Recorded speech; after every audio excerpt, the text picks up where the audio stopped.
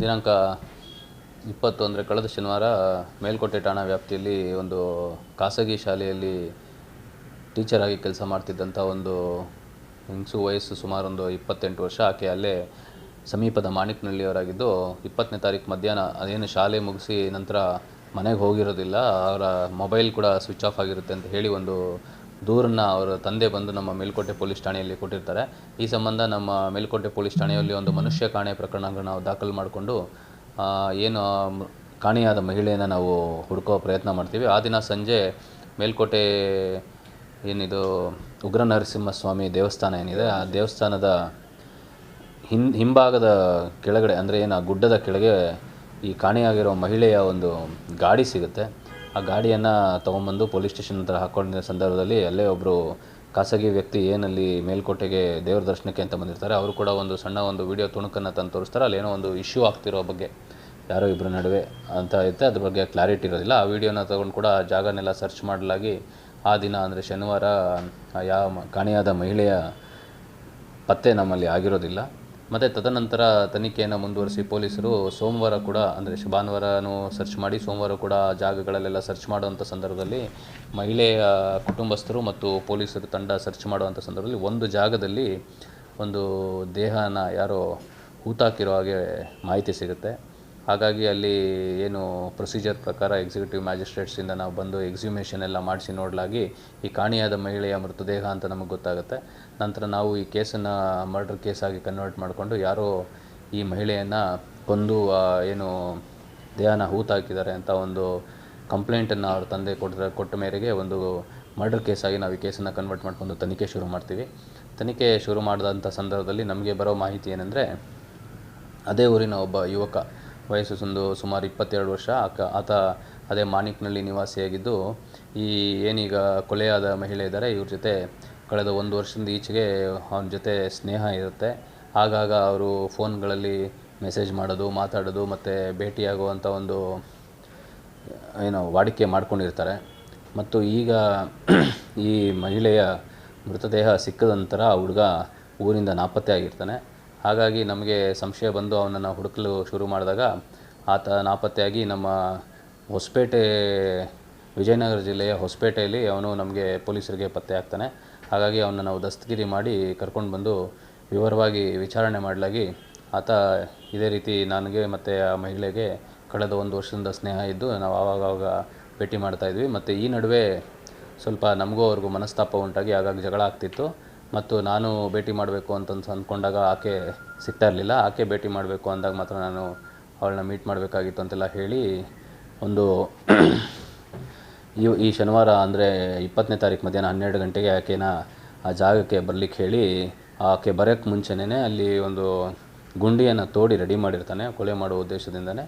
ಆಕೆ ಬಂದಿದ ತಕ್ಷಣ ಆಕೆ ಏನು ದುಪ್ಪಟ್ಟ ತೊಟ್ಟಿರ್ತಾರೆ, ಆ ದುಪ್ಪಟ್ಟದಿಂದನೇ ಆಕೆಯ ಕತ್ತನ್ನು ಹಿಸುಕಿ ಅಲ್ಲೇ ಕೊಲೆ ಮಾಡಿ ನಂತರ ಆ ದೇಹನ ಅವನನ್ನು ತೋಡದಂಥ ಗುಂಡಿಯಲ್ಲಿ ಮುಚ್ಚಿ ಅಲ್ಲಿಂದ ವಾಪಸ್ ಮನೆಗೆ ಹೋಗಿ, ಮನೆಯಿಂದ ಅವನು ಮೈಸೂರಲ್ಲಿ ಕೆಲಸ ಮಾಡ್ತಿದ್ದ ಜಾಗಕ್ಕೆ ಹೋಗಿ ಕೆಲಸ ಮಾಡಿಕೊಂಡು ರಾತ್ರಿ 11 ಗಂಟೆಗೆ ಬರ್ತಾನೆ. ಭಾನುವಾರ ಕೂಡ ಅವನು ಊರಿನಲ್ಲೇ ಇರ್ತಾನೆ.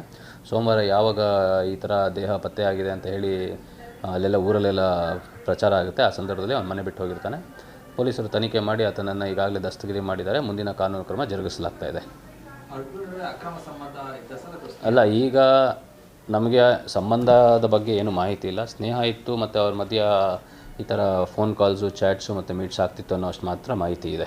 ಸರ್, ಎಷ್ಟು ದಿನಗಳಿಂದ ಡಿಸ್ಪ್ಯೂಟ್ ಇತ್ತು ಸರ್? ಈಗ ತಮ್ಮ ಇನ್ವೆಸ್ಟಿಗೇಷನ್ ಇದರಿಂದ ಅವನು ಪ್ರೀ ಪ್ಲಾನ್ ಎಷ್ಟು ದಿನದಿಂದ ಹಿಂದೆ ಮಾಡ್ಕೊಂಡಿದ್ದಾರೆ? ಅಲ್ಲ, ಈಗ ಅವನು ನಮಗೆ ಸಿಕ್ಕಿರೋವಂಥ ಮಾಹಿತಿ ಇಷ್ಟು. ಅವನು ಯಾವಾಗ ಅವನಿಗೆ ಈ ಇಂಟೆನ್ಷನ್ ಬಂತು, ಯಾವಾಗ ಅವನು ಪ್ರಿಪರೇಷನ್ ಸ್ಟಾರ್ಟ್ ಮಾಡ್ತಾ ಅಂತ ಅವನನ್ನು ಇನ್ನೂ ಹೆಚ್ಚಿಗೆ ನಾವು ಪ್ರಶ್ನೆ ಮಾಡಿದಾಗಲೇ ಗೊತ್ತಾಗೋದು. ಮೇನ್ ಮೋಟಿವ್ ಇಷ್ಟೇನಾ ಸರ್? ಹೌದು, ಬೇರೆ ಏನು ಮೋಟಿವ್ ಕಾಣ್ತಾ ಇಲ್ಲ ಸದ್ಯದ ಮಟ್ಟಿಗೆ. ಆ ಒಂದು ವಿಡಿಯೋ ವೈರಲ್ ಆಗಿತ್ತು ಸರ್, ಅದು ಏನು ಅಂತ ಗೊತ್ತಾಗಿಲ್ಲ ಸರ್. ಅಂದರೆ ಆ ವಿಡಿಯೋ ಒಬ್ಬರು ಪ್ರವಾಸಿಗರು ಮೇಲೆ ನರಸಿಂಹಸ್ವಾಮಿ ಟೆಂಪಲಿಂದ ತೆಗೆದಂಥ ದೃಶ್ಯ ಆಗಿರುತ್ತೆ. ಆ ಟೈಮ್ನಲ್ಲಿ ಅಲ್ಲೊಂದು ಏನು ಭಾಳ ಕ್ಲಾರಿಟಿಲಿ, ಬಿಕಾಸ್ ಆಲ್ಮೋಸ್ಟ್ 1-1.5 ಕಿಲೋಮೀಟರ್ ದೂರದಿಂದನೇ ಅದು ತೆಗೆದಂಗೆ ಕಾಣ್ತಾ ಇದೆ. ಒಬ್ಬ ವ್ಯಕ್ತಿ ಆ ಗುಡ್ಡದಿಂದ ಕೆಳಗಡೆ ಇಳ್ಕೊಂಡು ಹೋಗ್ತಾ ಇರೋದು ಮಾತ್ರ ನಮಗೆ ಅಲ್ಲಿ ಕಾಣುತ್ತೆ. ಒಂದು ಪಕ್ಕ ಏನಿದೆ ಅನ್ನೋದ್ರ ಬಗ್ಗೆನೂ ಕೂಡ ಕ್ಲಾರಿಟಿ ಇಲ್ಲ. ಅದಿನ್ನೂ ವೆರಿಫೈ ಮಾಡಬೇಕು. ಆ್ಯಸ್ ಆಫ್ ನೌ ನಾವು ಏನು ಖಚಿತವಾಗಿ ಹೇಳಲಿಕ್ಕಾಗೋದಿಲ್ಲ. ಆತನ ಬರ್ತಡೇ ಅವತ್ತಿರಲ್ಲ, ಒಂದು ವಾರದ ಹಿಂದೆ ಇರುತ್ತೆ. ಆ ಒಂದು ವಾರದ ಹಿಂದೆ ಬರ್ತಡೇ ಇದ್ರೂ ಅವತ್ತಿಂದನೂ ಇವತ್ತುವರೆಗೂ ಸಿಗೋಕ್ಕಾಗಿರಲಿಲ್ಲ. ಹಾಗಾಗಿ ಇವತ್ತು ಅಂದರೆ ಶನಿವಾರ ಕರೆದಿರ್ತಾನೆ ಮೀಟ್ ಮಾಡಲಿಕ್ಕೆ ಅಂತ. ಸರ್ ಆಕೆ ಎವ್ರಿಡೇ ಬಸ್ಸಲ್ಲಿ ತಿರುಗಾಡ್ತಿದ್ಲು, ಬಟ್ ಅವತ್ತು ಮಾತ್ರ ಆಕೆ ತಂದೆ ಗಾಡಿ ಅಂತ ಅವರು ತಂದೆ ಸ್ಟೇಟ್ಮೆಂಟಲ್ಲಿ ಕೊಡ್ತಾರೆ. ಯಾವಂದರೆ ಪ್ರತಿದಿನ ಬಸ್ಸಲ್ಲಿ ಹೋಗ್ತಿದ್ರು. ಯಾವಾಗ ಬಸ್ ಮಿಸ್ ಆಯಿತು ಅಥವಾ ಲೇಟ್ ಆಯಿತು ಆ ದಿನಗಳಲ್ಲಿ ಮಾತ್ರ ನನ್ನ ಮಗಳು ಟೂ ವೀಲರ್ ತೊಗೊಂಬರ್ತಾಯಿದ್ರು ಅಂತ ಹೇಳಿದ್ದಾರೆ. ಬಟ್ ಆ ದಿನ ತರಲಿಕ್ಕೆ ಟೂ ವೀಲರ್ ಕಾರಣ ಏನು ಅಂತ ತನಿಖೆ ಮುಂದುವರೆತಂಗೆ ಗೊತ್ತಾಗುತ್ತೆ. ಬಸ್ ಮಿಸ್ ಆಯಿತಾ ಅಥವಾ ಬೇರೆ ಏನಾದರೂ ಕಾರಣಕ್ಕೆ ಟೂ ವೀಲರ್ ತಂದ್ರೆ ಅಂತ ಚೆಕ್ ಮಾಡಬೇಕು. ಸದ್ಯದ ಮಟ್ಟದ ತನಿಖೆಯಿಂದ ನಮಗೆ ತಿಳಿದು ಬಂದಿರೋದು ಆತನ ಒಬ್ಬನೇ ಮಾಡಿರೋಂಥ ಕೃತ್ಯ ಅಂತ. ಬೇರೆ ಇನ್ವೆಸ್ಟಿಗೇಷನ್ ಮುಂದುವರೆದಂಗೆ ಬೇರೆ ಯಾರಾದರೂ ಪಾತಿ ಇದೆ ಅಂತ ನಾವು ಚೆಕ್ ಮಾಡ್ತೀವಿ. ಹೌದು ಅವತ್ತೇ ಬೆಳಗ್ಗೆ ಬೇಗ ಬಂದು. ಹೌದು, ಇಲ್ಲ ಅದನ್ನು ಎಲ್ಲಿ ಅವನು ಡಿಸ್ಪೋಸ್ ಮಾಡಿದ್ದಾನೆ ಅನ್ನೋದ್ರ ಬಗ್ಗೆ ಎಲ್ಲ ಮಾಹಿತಿ ಕೊಟ್ಟಿದ್ದಾನೆ. ಈಗ ಅದು ಕಾನೂನು ಪ್ರಕಾರ ನಾವು ಅದನ್ನು ಸೀಸ್ ಮಾಡ್ಕೋತೀವಿ. ಅವಶ್ಯಕತೆ ಬಿದ್ದರೆ ಐವತ್ತು ಡಿಸೈಡ್ ಮಾಡ್ತಾರೆ ಅದನ್ನು.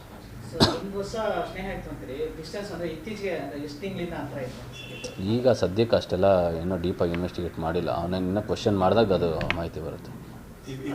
ಸಾಕು ಬಿಡ್ರಿ, ಅದು ಈಗ ಗೊತ್ತಿಲ್ಲಪ್ಪ. ಅಲ್ಲ, ಈಗ ಅವರ ಮನೆಯವರಿಂದ ಆ ಥರ ಯಾವುದೋ ಮಾಹಿತಿಗಳು ಇದುವರೆಗೂ ನಮಗೆ ಬಂದಿಲ್ಲ. ಅವರ ಮಧ್ಯೆ ಇದ್ದಿದ್ದಂಥ ಸ್ನೇಹದ ಬಗ್ಗೆ ಫ್ಯಾಮಿಲಿಗೆ ಏನಾದ್ರು ಗೊತ್ತಾಗುತ್ತಿಲ್ವ ಅಂತ. ಈಗ ಏನು ಆರೋಪಿ ಸಿಕ್ಕಿದ್ದಾನೆ ಅವನ್ನ ಪ್ರಶ್ನೆ ಮಾಡಿ ನಂತರ ಮನೆಯವ್ರನ್ನ ನಾವು ಕೇಳ್ತೀವಿ ಈ ಥರ ಏನಾದ್ರು ಗೊತ್ತಿತ್ತಾ ಅಂತ. ಆಮೇಲಿಂದಾನೆ ನಮಗೂ ಗೊತ್ತಾಗುತ್ತೆ.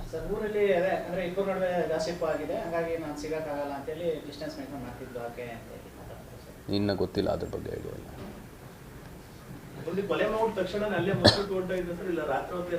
ಇಲ್ಲ ರೀ, ಆ ಟೈಮ್ನಲ್ಲಿ ಏನೋ ಘಟನೆ ನಡೆಯೋಕ್ಕೆ ಮುಂಚೆನೇ ಅವನು ಹಳ್ಳ ತೋಡಿರ್ತಾನೆ. ಆಮೇಲಿಂದ ಅದಾಗಿದ ತಕ್ಷಣ ಅಲ್ಲಿ ಮುಚ್ಚಿಬಿಟ್ಟು ಅವನು ಏನು ಅದಕ್ಕೆ ತಂದಂಥ ಶಂಕೆ ಇರುತ್ತೆ ಅದನ್ನು ತೊಗೊಂಡೋಗಿ ಬೇರೆ ಕಡೆ ಒಂದು ಕಡೆ ಬಿಸಾಡಿ ನಂತರ ಮನೆಗೆ ಹೋಗಿ ಮನೆಯಿಂದ ಮೈಸೂರು ಕೆಲ್ಸಕ್ಕೆ ಹೋಗ್ತಾನೆ ಅವನು. ಹೌದು. ಇಲ್ಲ, ಹೋಗಿಲ್ಲ ಅವನು ಅದಾದಮೇಲೆ. ಅಂದರೆ ಗಿಡ ಮಣ್ಣೆಲ್ಲ ಹಾಕಿದ್ಮೇಲೆ ಗಿಡ ಎಲ್ಲ ಹಾಕಿದ. ಹಾಗಾಗಿ ಒಂದು ದಿವಸ ನಮ್ಮವ್ರ ಪೊಲೀಸರು ಮತ್ತು ಅವ್ರ ಫ್ಯಾಮಿಲಿಯವ್ರು ಹುಡುಕ್ಲು ಗೊತ್ತಾಗಲಿಲ್ಲ.